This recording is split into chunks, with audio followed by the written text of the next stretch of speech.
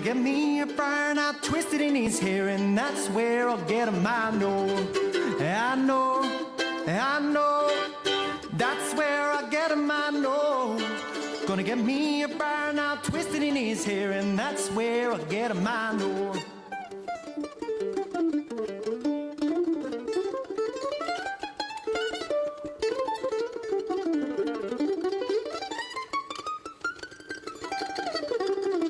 Gonna get me a fire and I'll roast that old hair, and I'll roll him in the flames to make him brown. Have a feast here tonight while the moon's shining bright, and find me a place to lie down, to lie down, to lie down. Find me a place to lie down. Have a feast here tonight while the moon's shining bright, and find me a place to lie down.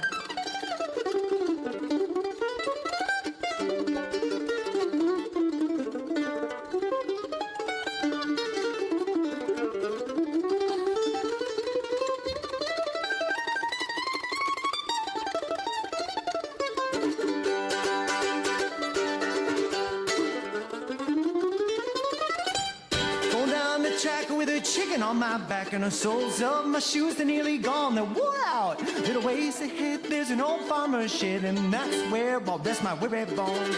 My weary bones, your lazy bones. That's where I'll rest my weary bones. A little ways ahead, there's an old farmer's shed, and that's where I'll rest my weary bones.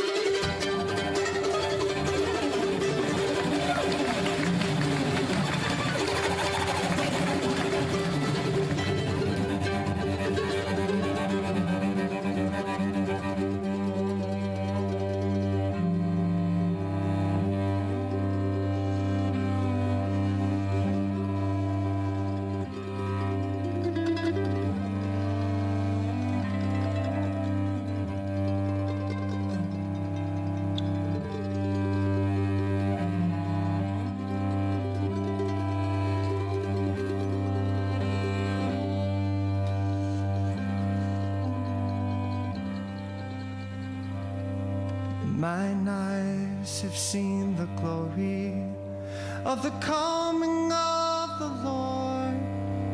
He is trampling out the vintage where the grapes of wrath are stored. He hath loosed the fateful lightning of his terrible swift sword. His truth is marching. Glory, glory, hallelujah. Glory, glory, hallelujah. Glory, glory, hallelujah. His truth is marching on.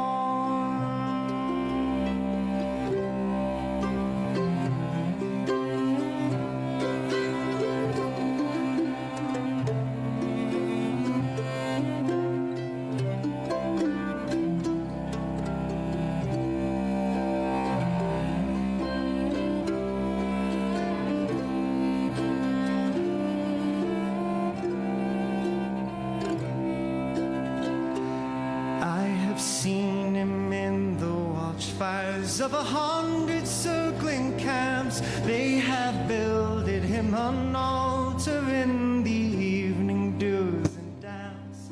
I can read his righteous sentence by the dim and failing lamps. His day is marching on. Sing it with us. Glory, glory, hallelujah. Glory, glory, hallelujah. Glory, glory, hallelujah. His truth is marching on. One more time. Glory, glory, hallelujah.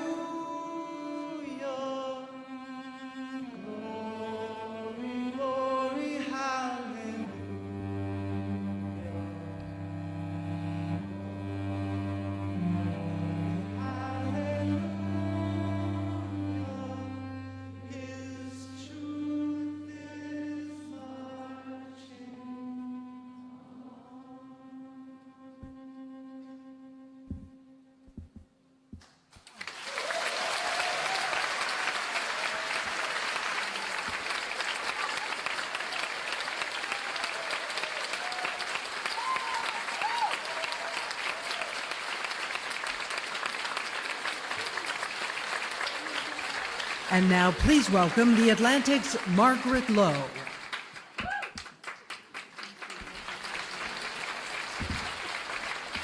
Glory, glory, hallelujah. Thank you, Yo-Yo Ma and Chris Thiele.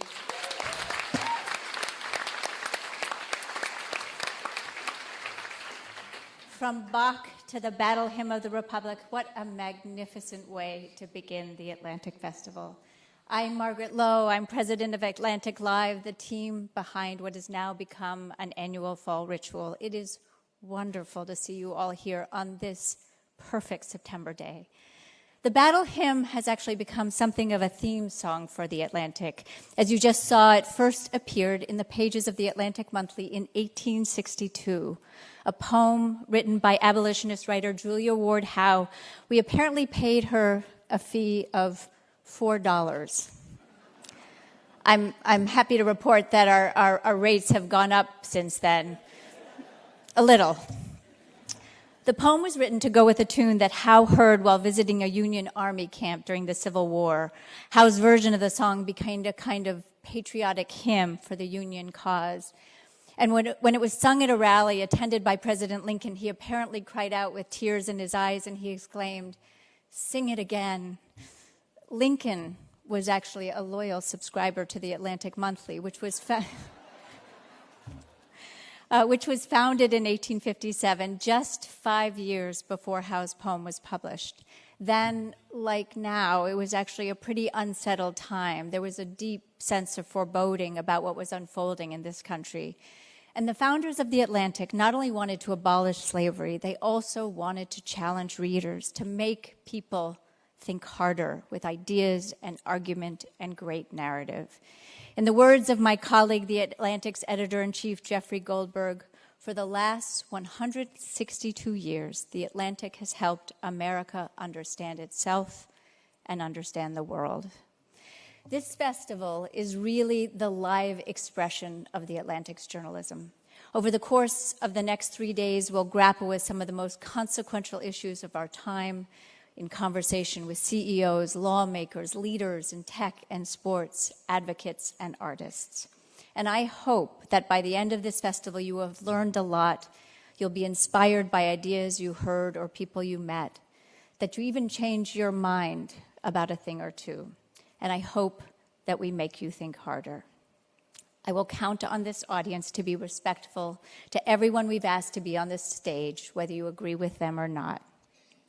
This event depends on so many people. The list of credits should be longer than the credits on an Avengers movie. For now, I'll offer just a few important thanks. First, to our partners and friends at the Aspen Institute. I also want to extend a huge thank you to our underwriters who make this entire experience possible. And they are AFLAC, Allstate, the Association of American Medical Colleges, Bayer, Booz Allen Hamilton, D.C. Mayor Muriel Bowser and the government of the District of Columbia, ExxonMobil, Facebook, Horizon Therapeutics, the John D. and Catherine T. MacArthur Foundation, PayPal, Pfizer, Pharma, the Robert Wood Johnson Foundation, United Airlines, and U.S. Bank. Thank you all so much.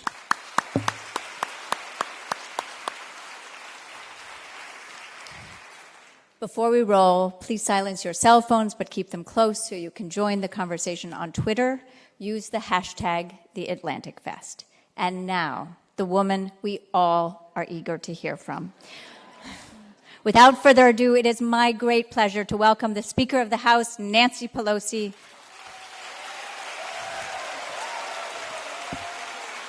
here with the aforementioned Jeffrey Goldberg. Thank you.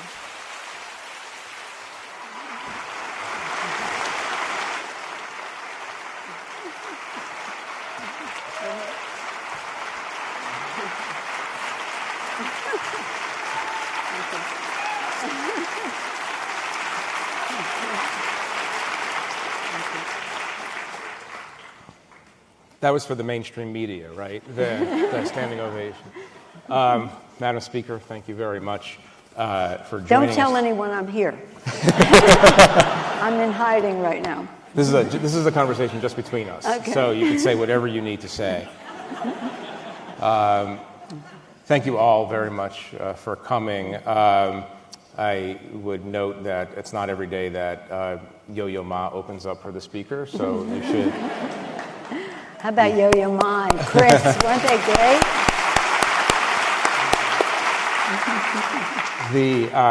Madam Speaker, I want to talk about a lot of things with you today, including such issues as consumer drug pricing. But there's a couple of issues that we probably should get to before we do that. So we're in a strange and unprecedented situation in this country. We have a president who apparently or evidently reached out to a foreign leader to ask that foreign leader to investigate one of his domestic political rivals, which is another way of saying that is the President of the United States asked a foreign government to interfere in an election and possibly subordinated American national security interests to his own personal needs and desires. My question to you is that an impeachable offense? Well, first let me say how pleased I am to be here this afternoon. It's a busy day, and to be the program opening with the arts is something I was very excited about because when I get to your question, I'm just here, so it's fine. The fact is that I've tried to avoid the situation that we're in now because I thought it was very divisive for the country. This administration has done irreparable damage to our, not irreparable, let's hope it's reparable, but it is, we must repair and we must heal. And for me, relating that to Yo-Yo and Chris, it is about the arts. I always believe that the arts would bring us together. When we can come together, listen, be inspired, laugh, cry, just enjoy and put our differences aside, that's a very positive thing. And when we hear the battle hymn of the Republic, it arouses such emotion in all of us that we are united. So I thank Atlantic Monthly for what used to be called the Atlantic Monthly when I was in high school, so I call it the Atlantic Monthly, the Atlantic, for recognizing the role that music and the arts play in our lives. And I do believe that that is a path that can unify us one way. You asked about what? Let me just say that last Tuesday, September 17th, was Constitution Day. It was the anniversary of that day when Benjamin Franklin came out of Independence Hall and people said, Dr. Franklin, what do we have, a monarchy or a republic? He said, a republic if we can keep it. A republic if we can keep it. On that very day last week, that Tuesday, erupted this remarkable set of facts on Constitution Day. And it was about the IG, the Inspector General, at the Office of the Director of National Intelligence saying that there was a whistleblower complaint. And then we learned that it was going to be blocked from being presented and that the DNI was not going to allow it to come forward. So let me just say this. I am more experienced in intelligence than anybody in the Congress. At least 25 years. I was a member of the committee. I was the top Democrat. I was the Adam Schiff. We didn't have the majority, so I was the ranking member. But that made me a member of the Gang of Four years ago, and then ex officio as leader and as speaker. So I have been there for the writing of the laws that regard whistleblowers and further protections for them along the way. I was there to be part of writing the bill to establish the Office of the Director of National Intelligence. That's only since 2004. We didn't have it since then. And that office has its own Inspector General.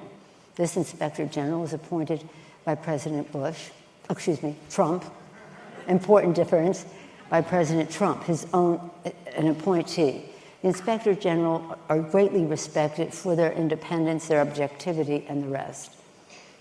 And by law, when a complaint comes from a whistleblower, the Inspector General has 14 days to investigate, and then the Director of National Intelligence has 7 days to report it to the intelligence committees of the Congress. That is the law. It says shall. It doesn't say may, should. It says shall. And that's a very fraught with meaning word in legislation. But this administration is blocking the DNI from conveying that to the intelligence committees. The DNI is at the present time breaking the law at the direction of the administration. It's really unfortunate. So to the substance of the, we don't know. Well, we sort of do. I mean, the president has, in so many words, said that he's raised these questions with the Ukrainians, and he's, in effect, admitted that he's intervened on the quote-unquote Biden issue. Well, again, and he has referenced that, and if that is the case, that the President of the United States would ask a foreign government to assist him in a political way, that would be wrong. Would it be impeachable? Let me just say that everything we've been doing up until now is about preserving that republic, that Benjamin Franklin said, a republic if we can keep it. And he, and that means it's not a monarchy. And we have a system of checks and balances in our Constitution. 3 co-equal branches of government to be a check on each other. And that is a republic, is a democracy. It is not a monarchy. The president has said, Article 2 says I can do whatever I want. That is in violation of the spirit of the Constitution. Now, our founders wanted to provide for, shall we say, some activities that they might not themselves engage in, and they put up guardrails. But they never could suspect that a president of the United States would jump over those guardrails. I want to widen out the aperture in a minute and talk about this, the whole of this presidency. But let me just stay on this for a minute. If what we're describing is accurate, and if it's not impeachable, if you're not willing to say that it's an impeachable offense, what is impeachable to you? Well, let me just say that I'll be making an announcement at 5 o'clock today, not here right now, and that... By the way, you're more than welcome to make it right now.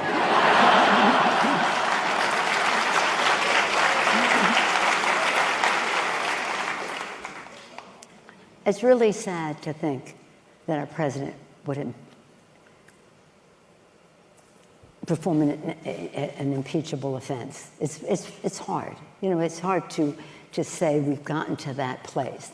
But what would be an impeachable offense would be that which is proven in an investigation. Right, and but we have to have an investigation. Calling for, convening a select committee on an impeachment is the beginning of a process, the beginning of a discovery process, not the end. So you don't have to have enough proof to convict at the outset of the process. And my question, I guess, is... Well, you said, is it an impeachable offense? And that is a verdict. Given what we know and given what the president has said, I mean, the analogy here is crude, but we seem to be in a situation at the moment in which Richard Nixon, after the Watergate break-in, said something akin to, yeah, I broke into the Watergate. I needed to see what the DNC knew. I mean, Donald Trump says out loud what most people say to themselves. I mean, and so I'm not going to belabor this forever, but... No, I think you are. No. No, but let me just say, in terms of the Nixon analogy, the president is making lawlessness a virtue in our country. In that call, he sort of is trying to exploit it. So understand that. So we have several concerns about the president in terms of our differences in policy, and I'd love to tell you about all the legislation we have passed that we're hoping the Senate will take up. Starting with gun violence, tomorrow we have a big Wear Black tomorrow, gun violence activities on Capitol Hill and beyond and around the country. So we have some differences in terms of policy. You might want to know the president called me this morning about gun violence. He said that we were getting close to a solution. Open parenthetical, what is that call like on a day like today? Somebody said to me last night, they said, give us a surreal moment about the president and your conversations with him. I said, it's more like it's always surreal. Give you a normal moment. Was this a relatively normal call? Yeah, well, he called to talk about gun violence, and then it segued into other things. Can you give us an indication of what those other things are? Not right now. But I was concerned, just in terms of being global, that the president said, I have to get off the phone now because I'm going to go speak at the United Nations. And it's great. Everything's great here. It's great. So I didn't have a chance to listen to his speech. I was too busy so that I could have time to come here. But he said that he called upon the countries to reject globalism and embrace nationalism. Really? Really? So again, we have some serious policy differences, and in terms of multilateralism and who we are as a country. I'll tell you a story about me. When I was a young girl, I was a student, and I went to President Kennedy's inauguration. It was freezing cold. It was so fabulous. It's much smaller on the east side of the Capitol, not the west side of the Capitol. I was a student at the time. And everybody in the world, and all of you are too young, but you read it in the history books, knows that President Kennedy said to the citizens of America, ask not what America can do for you, but what you can do for your country, right? Everybody knows that? The very next sentence in the speech is what struck me, because I'm a student of political science and international relations. The very next sentence he said, to the citizens of the world, ask not what America can do for you, but what we can do working together for the freedom of mankind. Freedom. Freedom.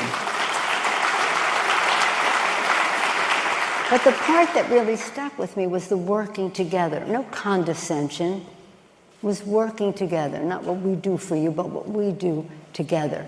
And that multilateralism has been a source of our strength. So when I see the president call for rejecting globalism and embracing nationalism, when I see him questioning our involvement in Article 5,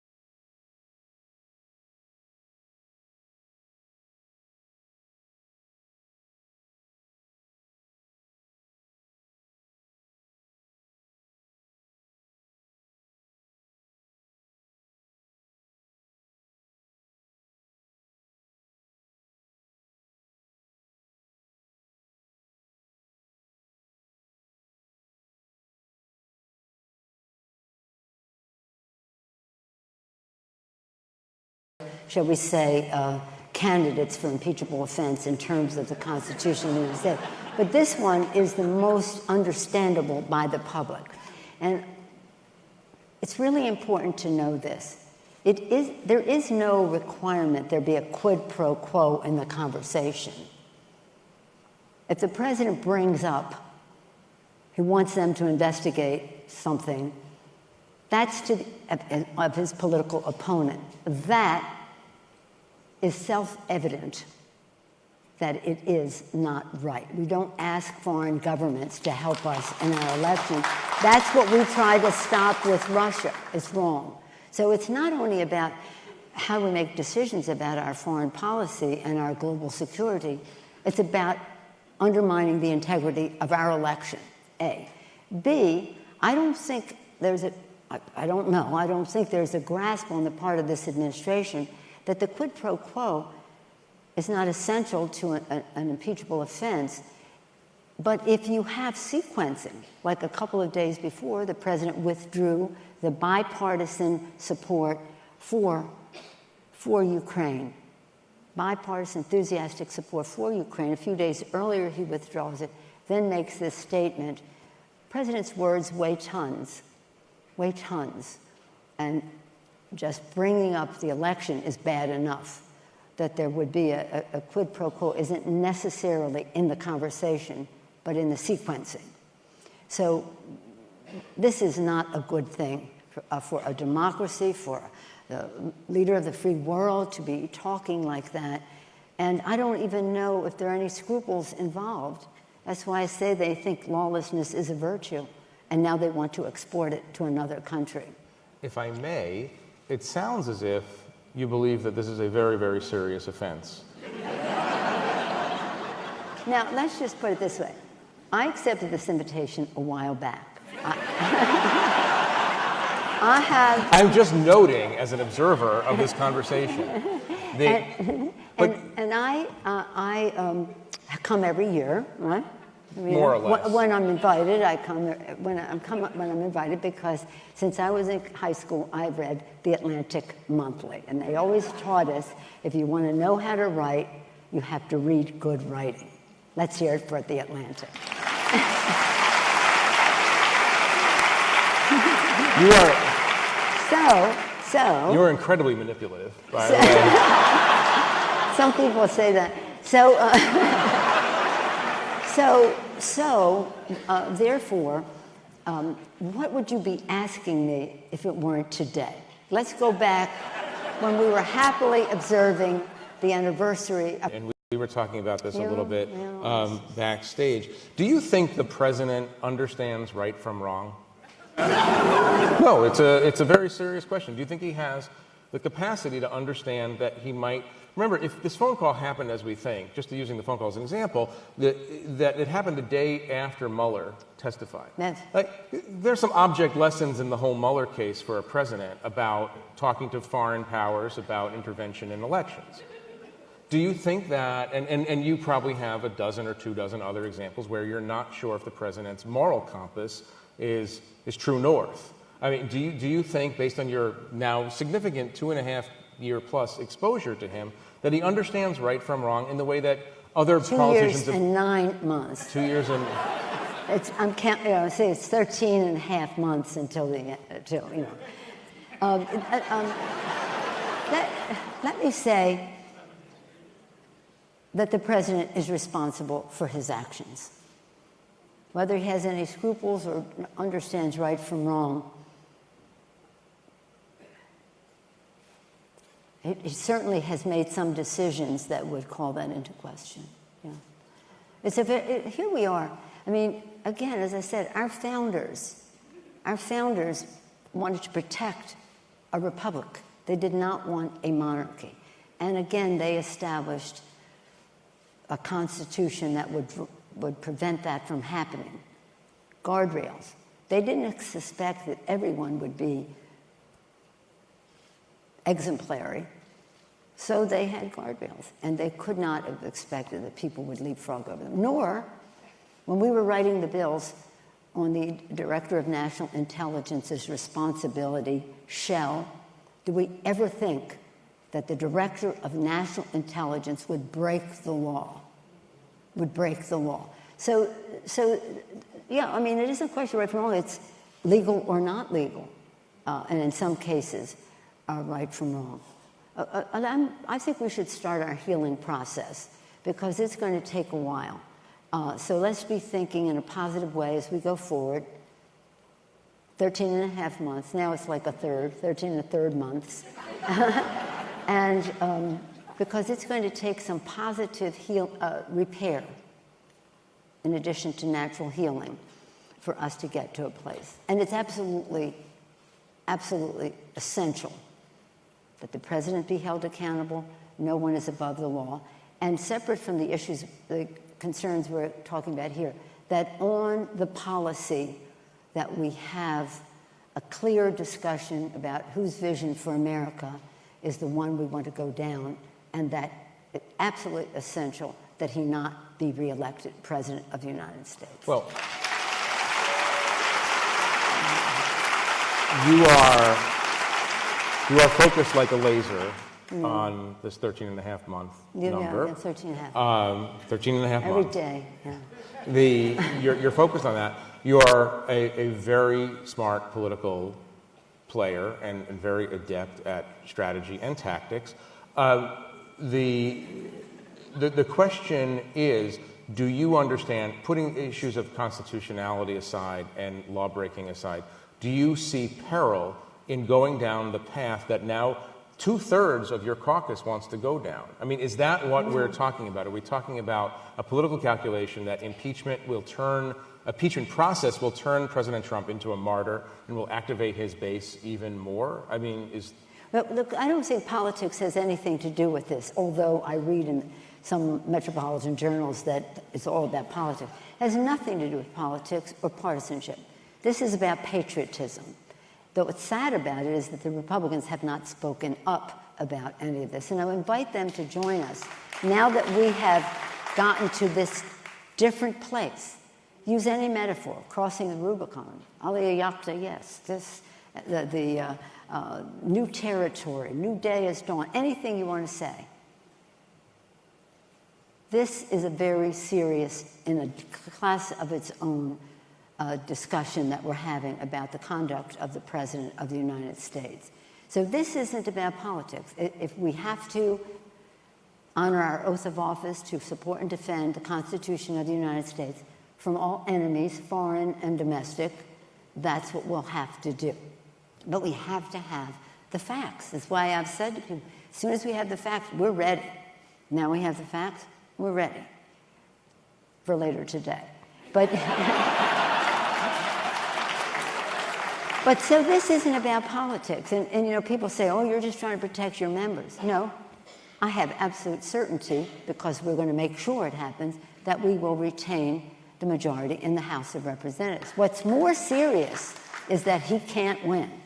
That is very serious to our country, to us as America. What is America? America is our Constitution with our system of checks and balances, a republic, freedom of expression, freedom of the press, the guardian of our democracy, the press. That's one. That's America. What is America? Our people. But unless you're blessed to be a Native American, which is a blessing to you and to all who know you, we are a nation of immigrants. Don't take it from me, take it from Ronald Reagan. You've seen Ronald Reagan's, this is the last speech I will make as President of the United States. The last speech, does that get your attention? Ronald Reagan, the last speech as President, and I want to communicate a message to a country I love. And in essence, look it up on Google, it's so beautiful, or wherever you look things up.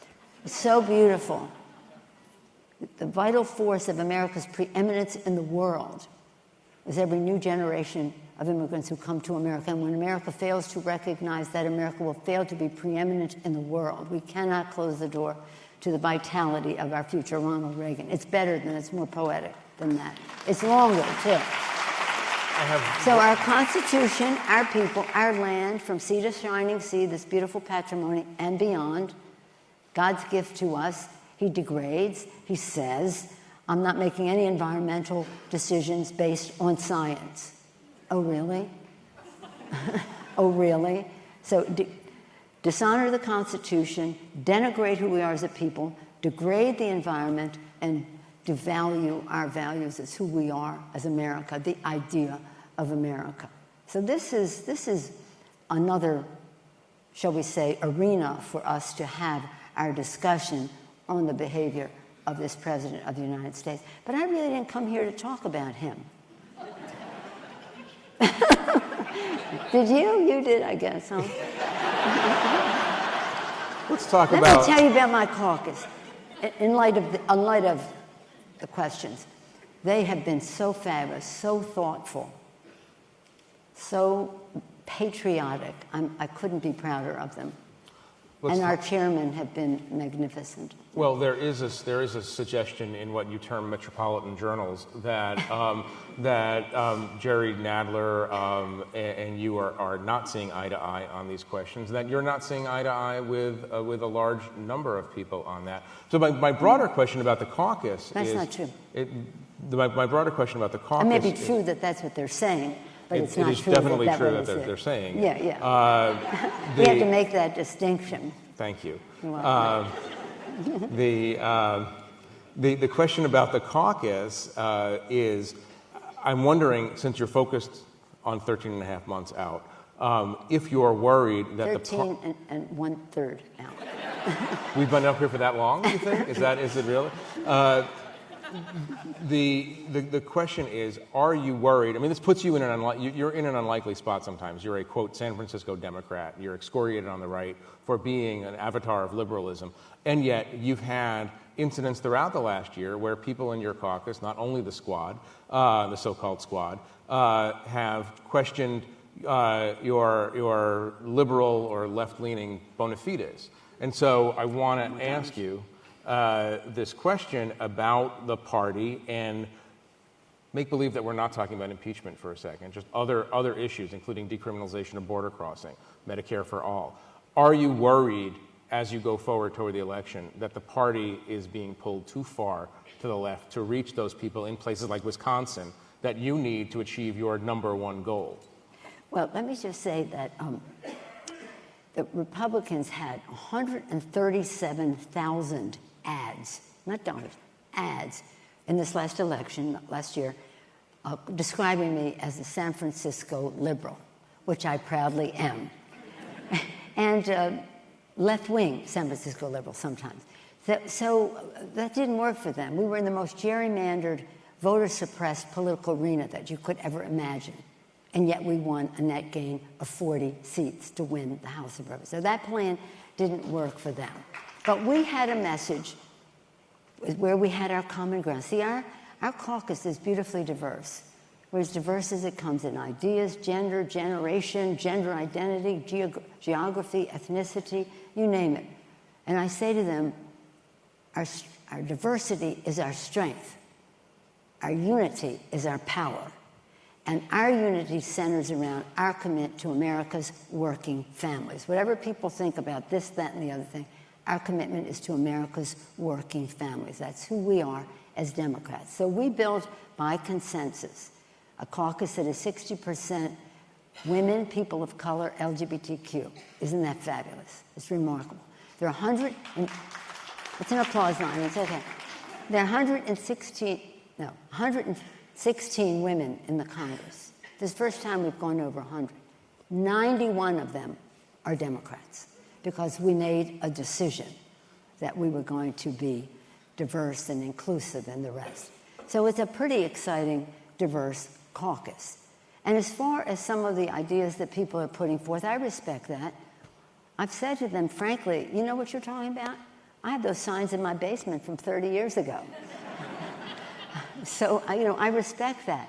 But we have to win, and let's find our consensus and our common ground as we go forward to win, increase our number, have our Democratic majority in the House, but be so strong in how we do it that we will also win the Senate, the governorships, the state legislative records, and elect a Democratic president of the United States.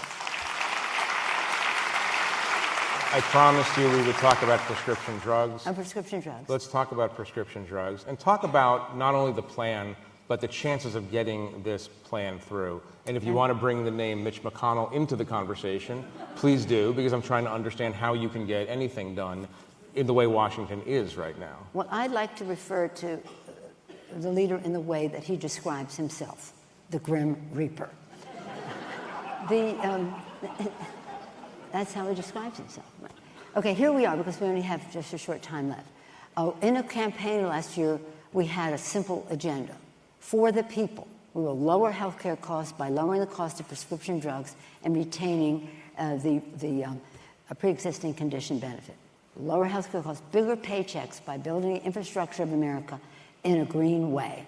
And third, cleaner government by reducing the role of big dark money in politics and other ways to enhance voter participation, including passing the Voting Rights Act.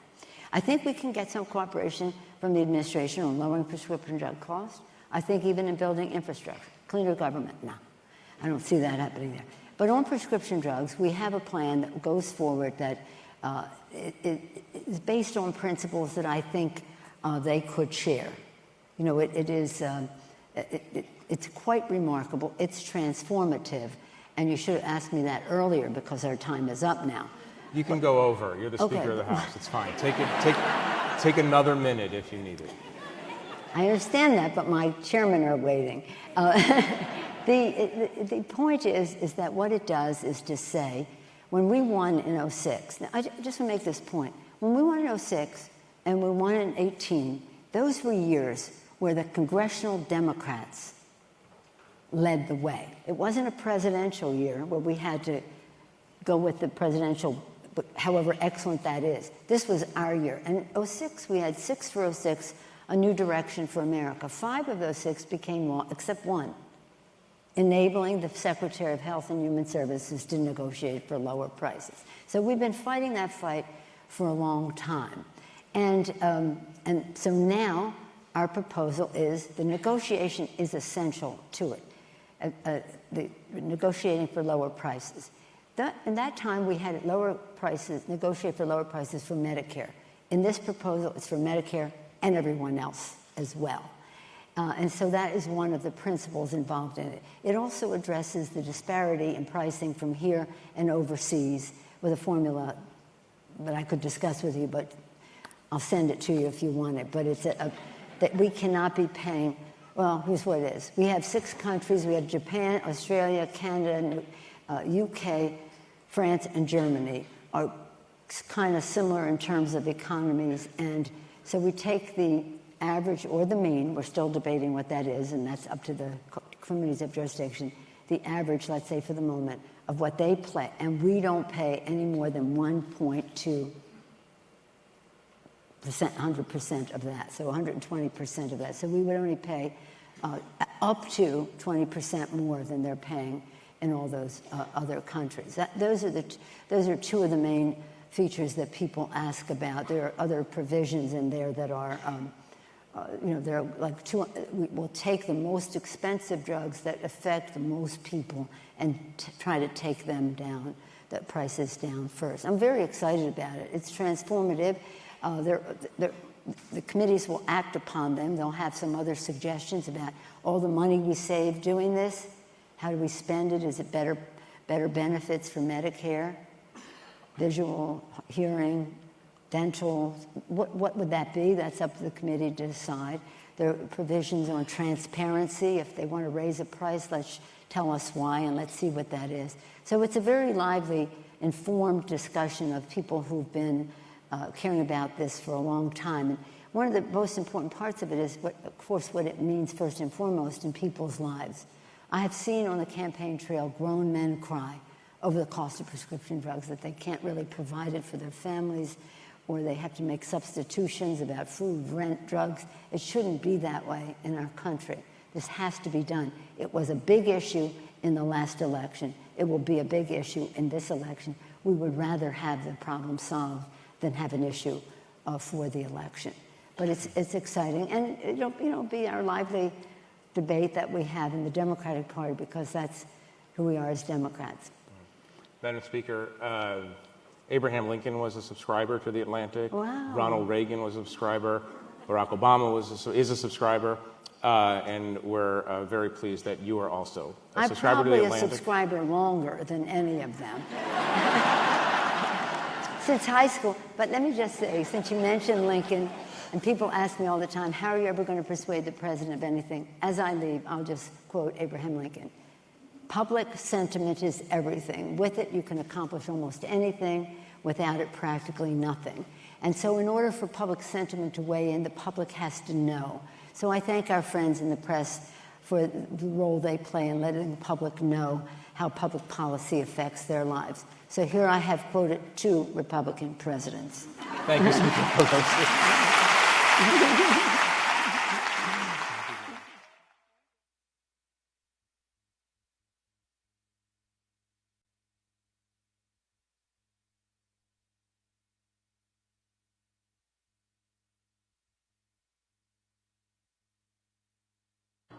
It's one small step for man, one giant